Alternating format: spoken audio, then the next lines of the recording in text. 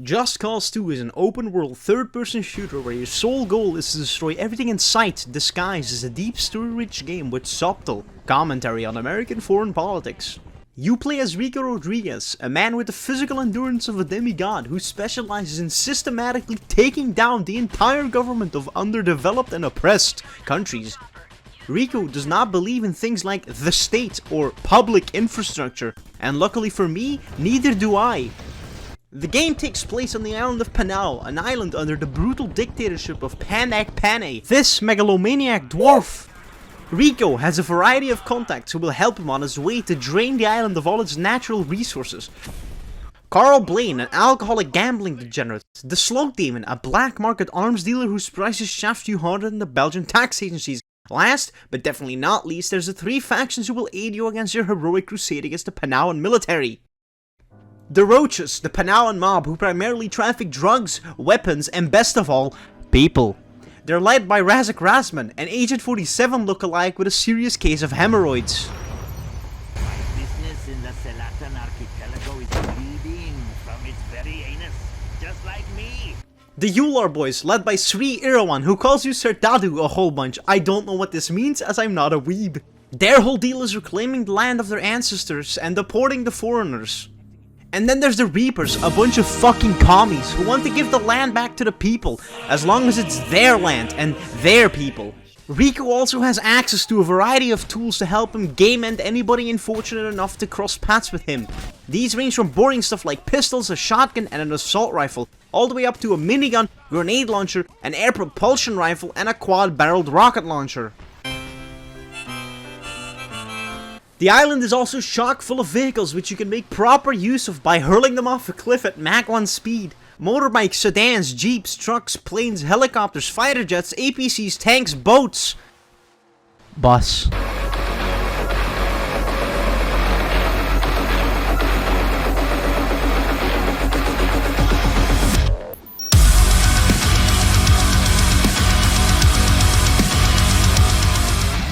However, be prepared to never use any of these as Rico comes pre-packaged with a grappling hook and a parachute. Combined together, these two are undoubtedly the fastest and most efficient way to traverse the over 1,000 square kilometer map. And what a map it is! Holy shit, there is so much to do on here. It's impressive how much they crammed in this near 11-year-old game. There's a variety of missions, challenges, and other activities that you can do. All of these add up to your chaos counter. This is the main way you unlock new missions, black market items, and stronghold raids. But what is this story actually about?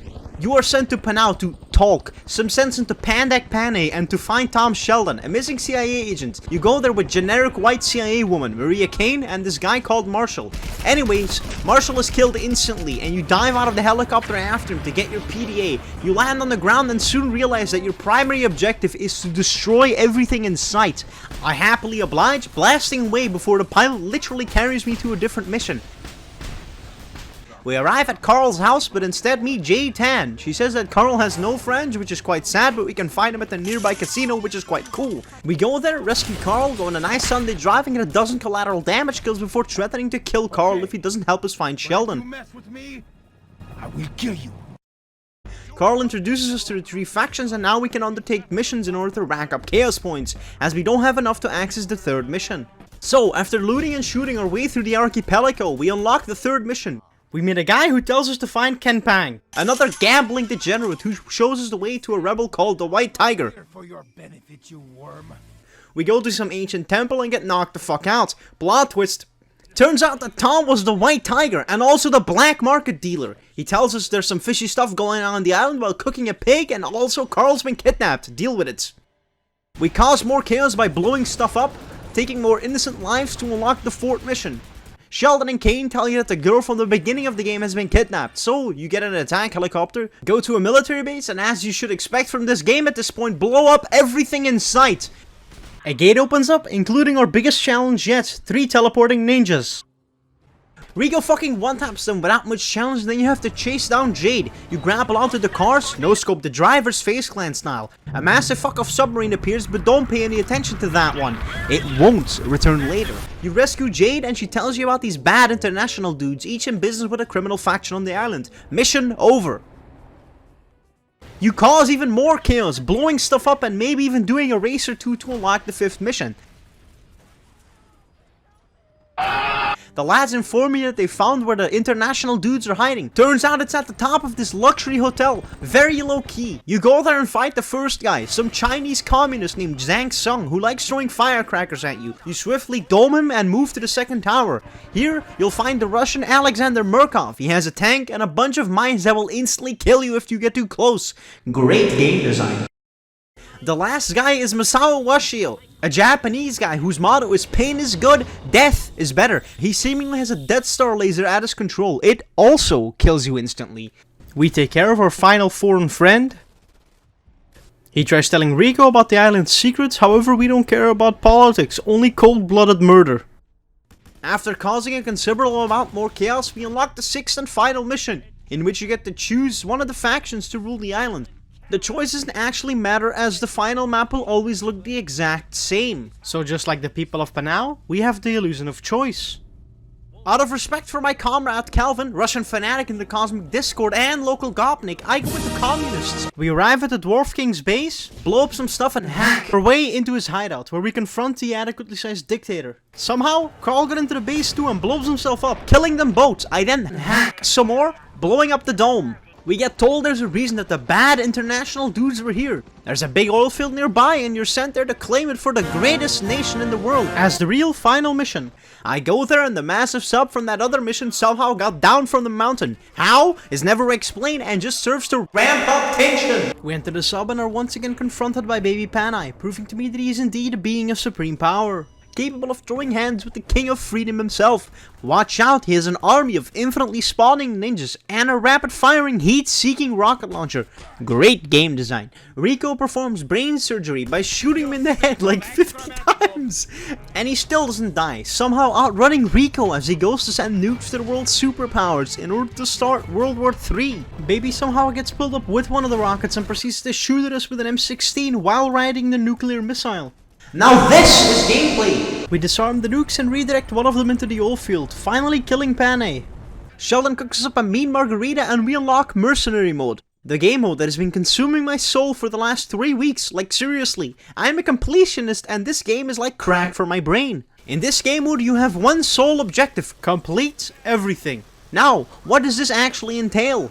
First of all, you'll have to complete all 47 faction missions like Hell on Wheels, where you have to defuse 3 bombs on a moving convoy while being shot at by a barrage of enemies. Fly Me to the Moon, where you have to destroy 3 satellites on top of rockets, but then it turns out there's a 4th one, so you hop in a jet to shoot it out of the sky. Mile High Club, no, not that one. The one where you have to make your way to an airship and download petabytes of stripper porn, only to drop a nuclear bomb out of the ship to prevent it from killing our beloved strippers.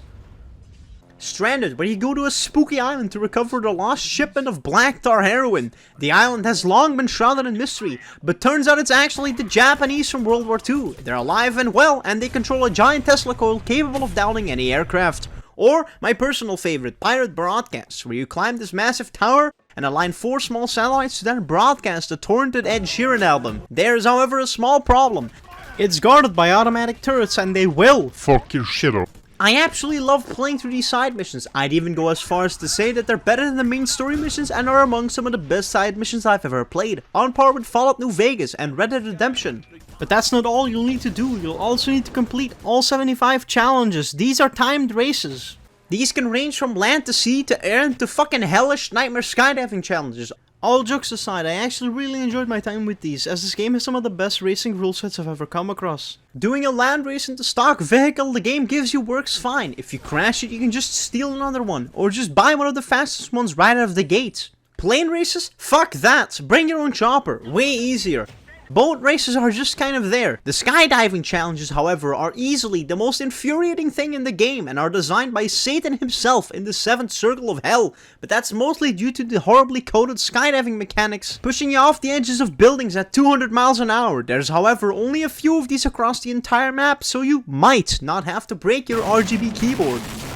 The last and most daunting task that you need to do is complete all 369 settlements. These range from villages to military bases to oil rigs.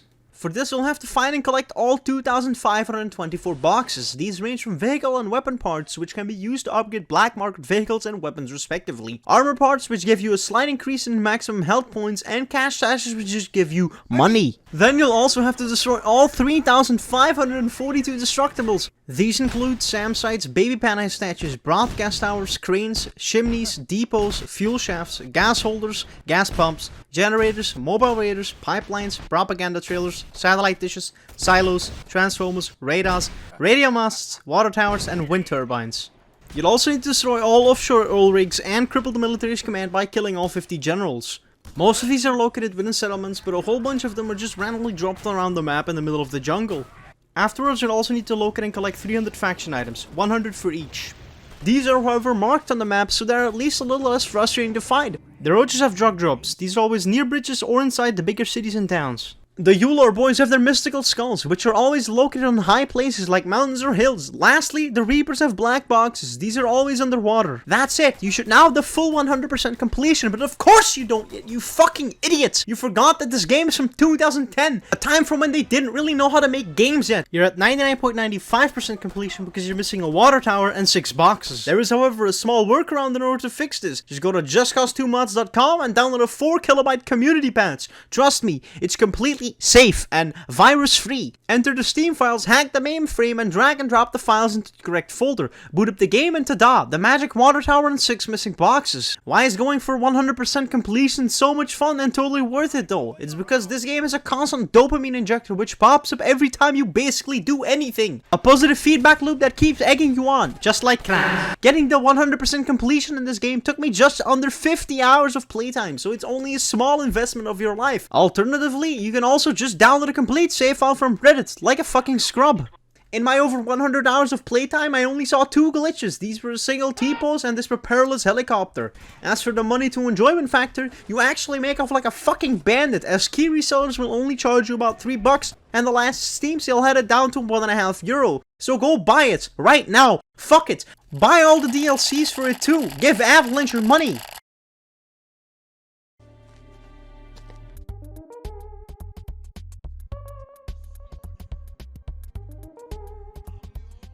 Thanks for watching my video on this 10-year-old game. I hope you enjoyed. If you did, then leave a like and maybe even subscribe. I'm working on other stuff and I'd like to push out 1 or 2 videos a month.